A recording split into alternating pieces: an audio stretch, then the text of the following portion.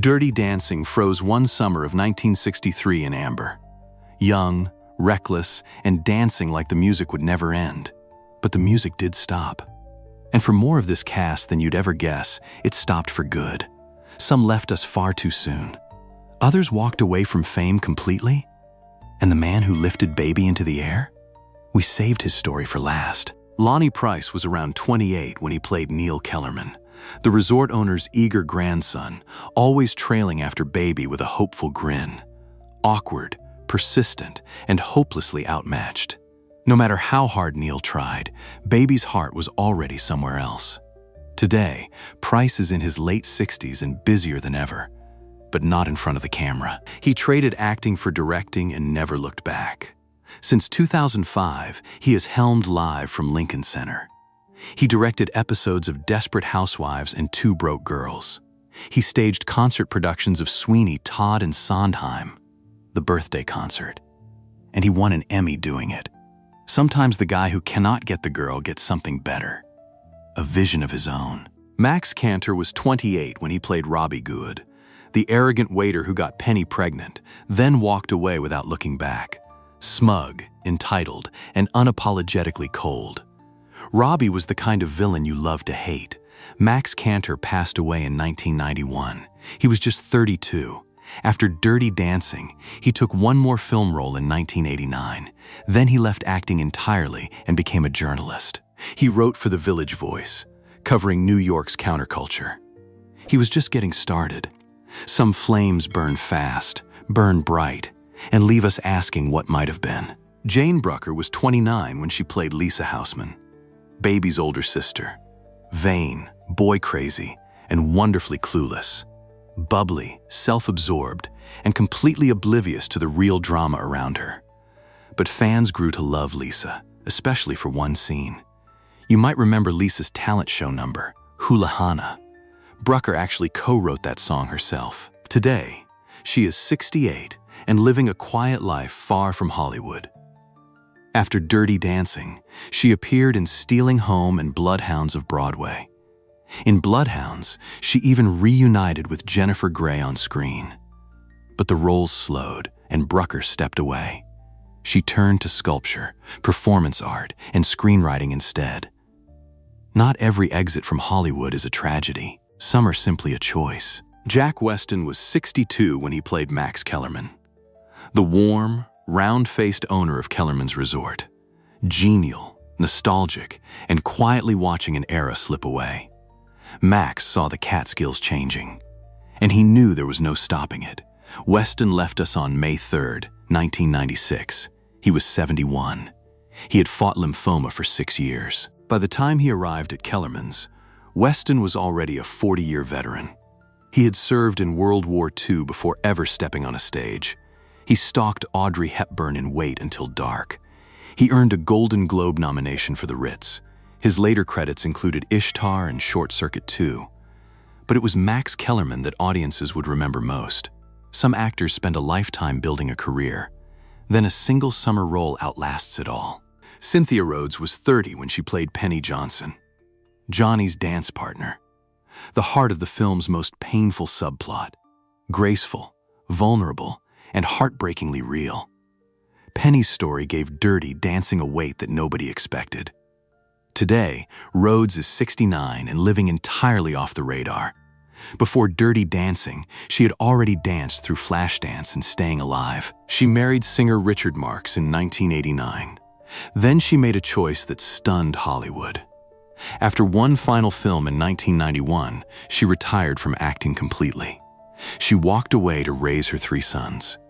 She chose motherhood over the spotlight, and she never came back. They divorced in 2014, after 25 years together. Rhodes has not returned to the screen since. She danced her way into our memories, then chose a life we would never see. Wayne Knight was 31 when he played Stan, the resort's activities director. It was a small role, easy to miss, forgettable, background, and completely unremarkable. At least, that is what everyone thought at the time. Today, Knight is 70 and one of the most recognizable faces on television. After Dirty Dancing, his career exploded. He appeared in JFK, Basic Instinct, and Born on the 4th of July. He was cast as Dennis Nedry in Jurassic Park. He voiced all MC Wiggin in Toy Story 2, and Cantor the elephant in Tarzan. But the role that made him immortal? Newman, on Seinfeld. Funny how the smallest role in one film can lead to the biggest career of all. Kelly Bishop was 43 when she played Marjorie Houseman, Baby's mother.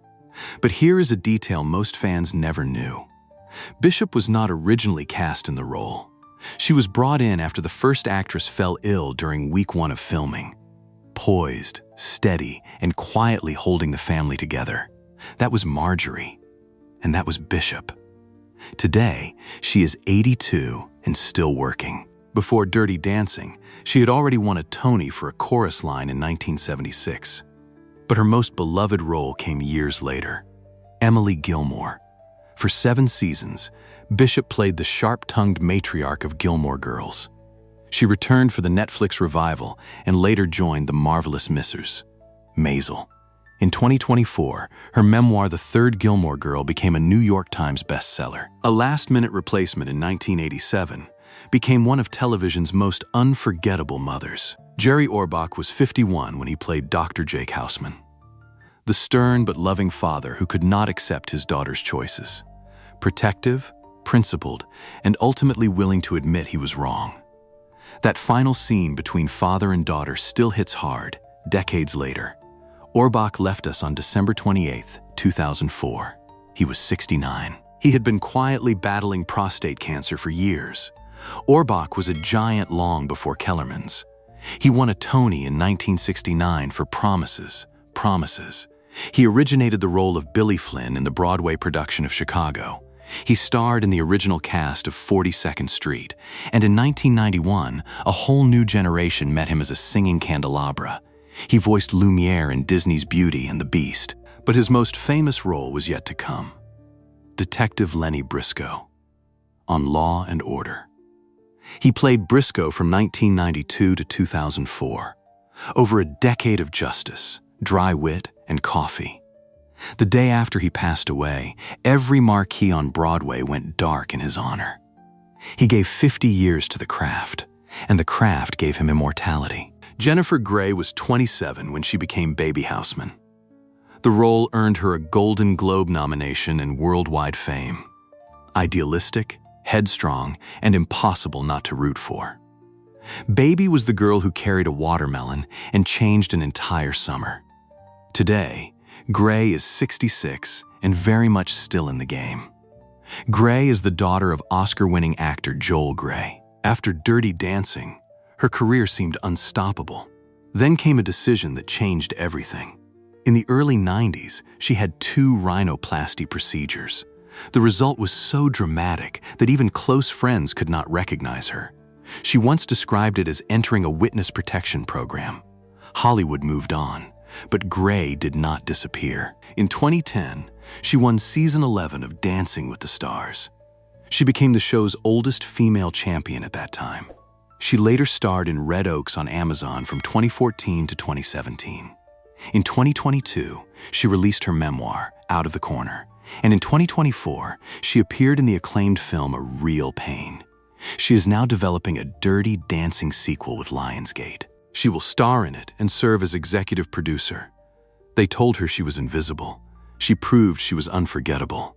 Patrick Swayze was 34 when he became Johnny Castle, the rebel dance instructor from the wrong side of the tracks. Magnetic, fearless, and tender in ways nobody saw coming. Johnny was not supposed to be the hero. He became one anyway.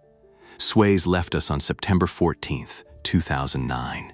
He was 57. Dirty Dancing made Swayze a star overnight. He co-wrote and performed She's Like the Wind for the film's soundtrack. It became a massive hit. Then came Roadhouse, Point Break, and To Wong Fu. But it was Ghost in 1990 that sealed his place in Hollywood history. In 1991, People magazine named him the sexiest man alive. His final role was in the television series The Beast. He filmed it while fighting pancreatic cancer. The show aired in 2009. 8 months later, he was gone. His wife, Lisa Nemi, was by his side when he passed away. They had been married for over 3 decades. Nobody puts Baby in a corner, and nobody will ever replace Johnny Castle. Nearly 40 years later, that summer at Kellerman still lingers, in the ones still dancing, and in the ones we have lost. They were all young once, on one crowded dance floor. And for a little while, they gave us the time of our lives. Which of these stories surprised you the most? Tell us in the comments. And if this is your first time here, hit subscribe for more of the casts you grew up with. That was then. This is now.